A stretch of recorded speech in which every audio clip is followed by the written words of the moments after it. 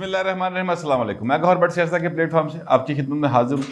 सबसे पहले दरख्वास्त है कि चैनल को सब्सक्राइब कर लें और बेल आइकन का बटन जरूर दबा दें ताकि आप तक मेरा वीलॉग बर वक्त पहुँच सके। खबर यह है कि डील की बातें अपनी जगह, जो भी नवाज शरीफ और इस्टेब्लिशमेंट के दरमियान हो रही हैं, जो भी बातें की जा रही हैं, इमरान खान का भी घबरा जड़ा अपनी थां ते, लेकिन नवाज शरीफ के जो साथी हैं, जो उनके संगी साथी हैं, दोस्त हैं, जो उनके सियासी भाई हैं, जो उनके ब्यूरोक्रेसी में दोस्त हैं, उनके खिलाफ फैसले आने और सजाएं देने का सिलसिला जारी और सारी है।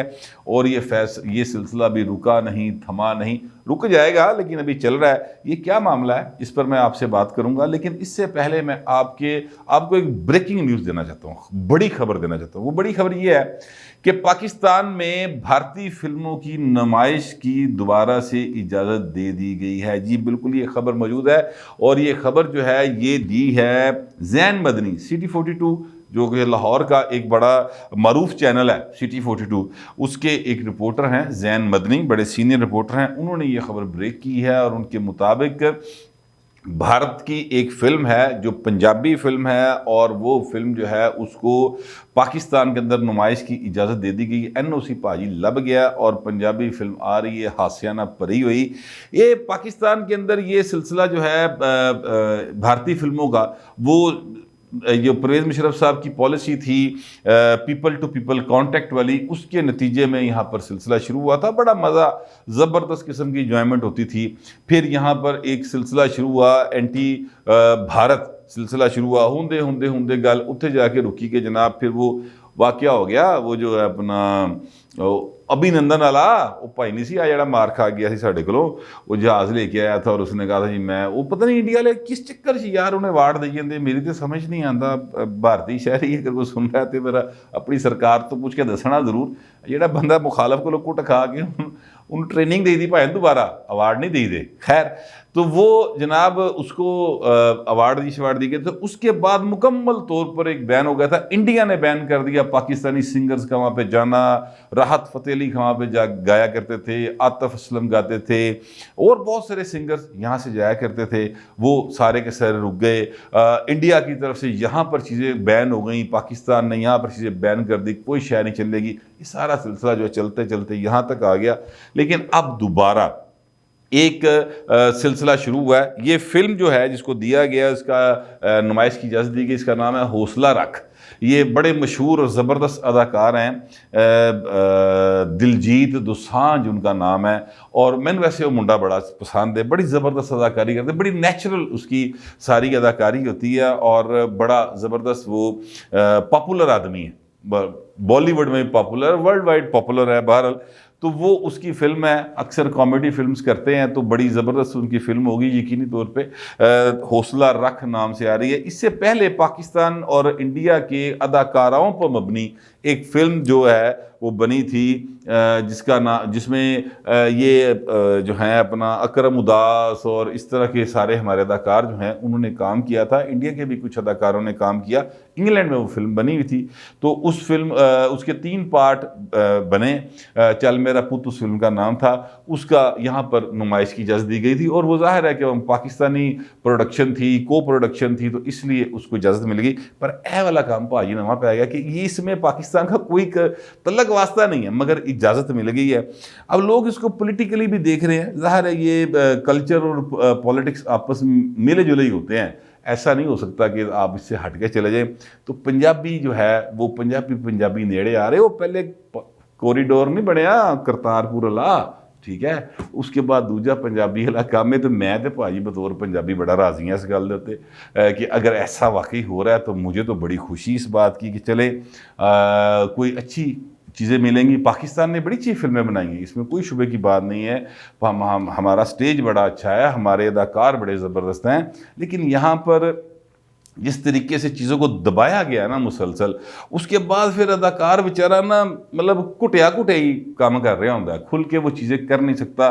प्रोडक्शन के भी मसाइल हैं हमारे, तो लेकिन बाहर ये इजाज़त मिल गई। ये खबर है जो मुझे दी ज़ैन मदनी ने, वैसे वो सिटी 42 में दे चुके हैं, लेकिन मैंने आप तक ये खबर जो है वो पहुँचा दी। अब मैं आता हूँ उस बात की तरफ कि नवाज शरीफ के साथ डील दी गल्लां भाजी अपनी थां ते कि डील हो गई, आ गया चला गया।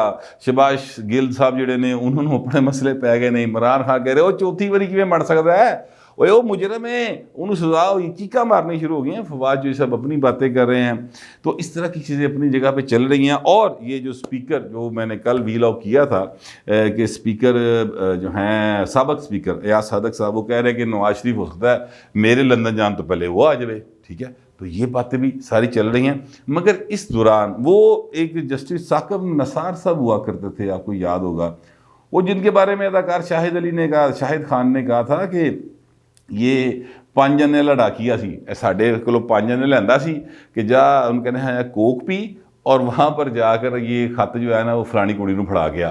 तो वो ये वाले जो डाकिया साहब थे ना, इन्होंने एक फ़ैसला दिया था ये 8 नवंबर 2018 को, और उन्होंने कहा था कि जनाब ये जो है ना 19 करोड़ रुपए की रिकवरी की जाए। किन किन से की जाए जनाब? अताउल्ला कासमी साहब से, परवेज़ रशीद साहब से, इसहाक डार साहब से और फवाद हसन फवाद साहब से। ये क्या मामला था? ये मामला ये था कि अपॉइंटमेंट्स की गई थी हुकूमत की जानिब से पीटीवी में, और वो जो अपॉइंटमेंट्स थी वो अपॉइंटमेंट की गई थी, मसलन ये इनकी की गई थी, ये जो हैं अपना अताउल्ला कासमी साहब, उनकी अपॉइंटमेंट की गई थी बतौर पीटीवी चेयरमैन। और फिर उन्होंने आगे से लोग रखे थे, ज़ाहिर है वो चेयरमैन थे तो उन्होंने आगे से लोग रखे थे। तो इन्हों की चूँकि लगती सी, यानी वो जो साकिब निसार साहब तो फिर एक एजेंडे के तहत काम कर रहे थे ना, तो वो एजेंडे के विच जनाब उन्होंने कहा नवाज शरीफ के इर्द गिर्द भी किसी बंदे को नहीं छड़ना, तो उन्होंने फिर नहीं छड़िया भाई। अताउल्ला कासमी को उन्हें जनाब वापस लो 50%, जितनी भी उन्होंने मरात ली हैं उसका वापस लो 50%। परवेज़ रशीद और इसहाक डार से उन्होंने कहा 20% वापस लो। वो परवेज़ रशीद का इसलिए कह दिया कि जनाब वो वज़ीर इत्तलात थे, इसहाक डार का इसलिए कह दिया कि जनाब वो वज़ीर ख़जाना थे। फवाद हसन फवाद बेचारा हर काम में रगड़िया गया, राह जाते ही रगड़िया जाता है। उसको कह दिया जनाब 10% रकम दो तुसी, ठीक है।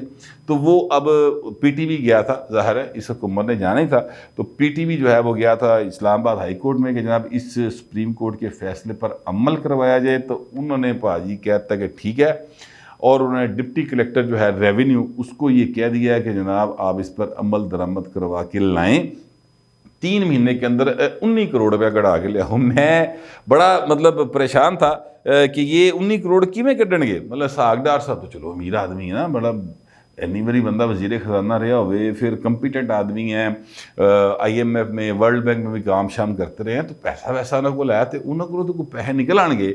मेरा नहीं ख्याल अताउल्ला कासमी साहब को निकल सकते नहीं फ्रैंकली, लेकिन चलें उन्होंने भी नौकरी शोकरी की है तो हो सकता है उनके पास भी कोई जायदाद हो, कोई 5-7 मरले का प्लाट हो, कोई घर हो, कोई चलो हो सकता है कि शायद कोई इस तरह की चीज़ हो, तो उनसे रिकवरी जो उनके ज़िम्मे है वो हो सकती है। पर मुझे समझ नहीं आई परवेज़ रशीद साहब पैसे कहाँ से देंगे, वो तो आज भी किराए घर में रहते हैं। मतलब ये सीधी सी बात है, ये फैसले जो हैं ये मतलब मेरी समझ से बालातर है फ्रैंकली। ये साकिब निसार साहब उन जजेस में शामिल है जिनको मतलब हलफ लिया था वो परवेज़ मुशर्रफ साहब ने, मतलब वो जो समझते हैं ना वो LFO के ऊपर वो क्या था, ठीक है। उसके बाद वो आगे इफ्तिखार मचो साहब उन्होंने कहा नहीं ऐ सारे जो फारग, लेकिन जिन्होंने पहले LFO ते हलफ लिता वो साढ़े नाल। फिर उनसे ये आर्डर किया गया कि जनाब जिन्हें जजा ने LFO ते हलफ लिते 3 नवंबर के बाद उनसे तनख्वाहें वसूल की जाएँ। तो उन्होंने कहा साढ़े को पैसे कोई नहीं, बच्चे ब्याह लेने, बच्चे पढ़ा लेने। तो इस तरह की चीज़ें जो हैं वो हुई। तो सर साकिब निसार साहब का ये फ़ैसला मेरी समझ में नहीं आया था, कानूनी निकात का मुझे इल्म नहीं है, लेकिन चूँकि फ़ैसला हो चुका है, उसने इम्प्लीमेंटेशन की तरफ जाना है, तो इसलिए मैं बात कर रहा हूँ बड़े कानून के एहतराम के साथ, डरते डरते कि भाई ना मैंने समझ नहीं आई कि किसी की अपॉइंटमेंट के ऊपर ये कैसे फ़ैसला किया जा सकता है कि इसने चूँकि अपॉइंटमेंट गलत की थी, लिहाजा उसकी गलत जो भाई मतलब मिस्टर A है उसकी गलत अपॉइंटमेंट की वजह से तो ये मिस्टर B जिसने अपॉइंटमेंट की थी वो पैसे भरे। ये मेरी बात मैंने कितने दिमाग के खाने की फिट नहीं हो रही, सवाए इसके कि चूँकि बुग़्ज़ नवाज शरीफ था और वो दौर ऐसा था जिसमें था कि नवाज शरीफ नेड़े तेड़े उत्ते थल्ले इधर उधर जिन्हें ने ना सारे रगड़ दो, तो भाई फिर रगड़ दे उन्होंने, ठीक है। बहरहाल अब इसमें कोई ना कोई कानूनी नुक्ता ज़रूर होगा मुझे लगता है, जिसके बाद फिर कुछ स्टे की तरफ जाया जाएगा, कुछ चीज़ें लम्बियाँ होनी है ना, फिर मेरा ख्याल है उस तरफ को चला जाएगा। लेकिन जब तक ये 3 महीने का टाइम है तो वो करते पाए ना काम ही नहीं रहना जिन्होंने जिहड़े खुश हो रहे हैं। फवाद चौधरी साहब ने इस पर ट्वीट किया था और उन्होंने कहा था कि जनाब इस फैसले पर तो 100% अमल हम कराएंगे। तो भाई जो हालात जा रहे हैं घबराहट के तुहाडे वो तो दसते रहे कि 3 महीने तो बड़ी दूर की गल है, तुसीं तो 3 हफ्ते बाद ही शायद किसी होर पासे टुरे होना है। हालात जो हैं वो सियासी इनके हाथों से निकलते जा रहे हैं, फिसलते जा रहे हैं। और सरदार रियाज सादक साहब और सलीम साफ़ी साहब दोनों कह रहे हैं कि नवाज शरीफ जनवरी में आ सकते हैं। रियाज सादक साहब ने ये बात जनवरी वाली नहीं की, लेकिन सलीम साफ़ी साहब ने की थी बात। तो मतलब ये है कि चीज़ें जो हैं वो इनके हाथों से स्लिप होती जा रही हैं। रेत के ज़रात की तरह जो है ना वो हाथों से स्लिप हो रही हैं हुकूमत से सियासी मामलात, और बातें किसी और तरफ चल पड़ी हैं। बहर परवेज़ रशीद साहब के कोल तो मेरा नहीं ख्याल पैसे है ने। तौला कासिफ साहब को मैनू नहीं लगता, दानिश्वर आदमी बिल्कुल कोई शुबे की बात नहीं। फवाद हसन फवाद साहब के साथ मेरी मुलाकातें वो भी मनु मतलब बिल्कुल सादा जी आदमी लगे, सादा जी करैक्टर। और उनके पास वो भी दानिश्वर आदमी है, शायर आदमी है। उनके पास भी मेरा नहीं ख्याल के पैसे होंगे। हाँ, इसके तरीक़ेकार ये होता है कि फिर डिप्टी कलेक्टर जो है ना नोटिस करता है, वो नोटिस का जवाब नहीं आता या वो तसल्ली बख्श जवाब नहीं होता, तो कहना जनाब इन्हें जदाद कुरक कर लो तो सागडार को ले लो यार, सारे पैसे है बेचारे 2-3 लोग जोड़े खास तौर पर परवेज़ रशीद, ये को पैसे नहीं जे निकलने, इन्हें जेल चले जाना जे, पर देखो पैसे नहीं तुम कढ़ा सकने। और फवाद चौधरी साहब हो या दूसरे जितने भी लोग हों, वो इस बात को जहन में रखें कि वक्त का धारा किसी वक्त भी पलटा खा सकता है, और खा रहा है, करवट ले रहा वक्त, तो लेने के देने ना पड़ जाएं। लेकिन बहरहाल अभी तक नवाज शरीफ और उसके साथियों के ख़िलाफ़ जो फैसले हुए हैं उन पर अब इम्प्लीमेंटेशन की तरफ जा रहे हैं, लेकिन मेरा ख्याल नहीं कि इस पर इम्प्लीमेंट हो सकेगा। वैसे सुप्रीम कोर्ट का आर्डर है, मेरी जरूरत नहीं पाएंगे कि मैं उन्हें रोक सका, मैं अपना ख्याल ही जाहिर कर रहा हूँ, क्योंकि हमने देखे हैं बहुत सारे ऐसे केस माजी में कि हुकूमत बदलियाँ तो फिर केस कितने दे कितने चले गए। असगर खां केस सुप्रीम कोर्ट का फैसला अज तक अमल होया उत्ते तो फिर कितने होएगा। बाहर यानी एक शेर सा याद आ गया, वो सुन लें और इजाज़त दें। देखे हैं कई हमने हंगामे मोहब्बत के, आगाज़ भी रुसवाई अंजाम भी रुसवाई। फिर वक्त इतने मिलते हैं अगले वीडियो।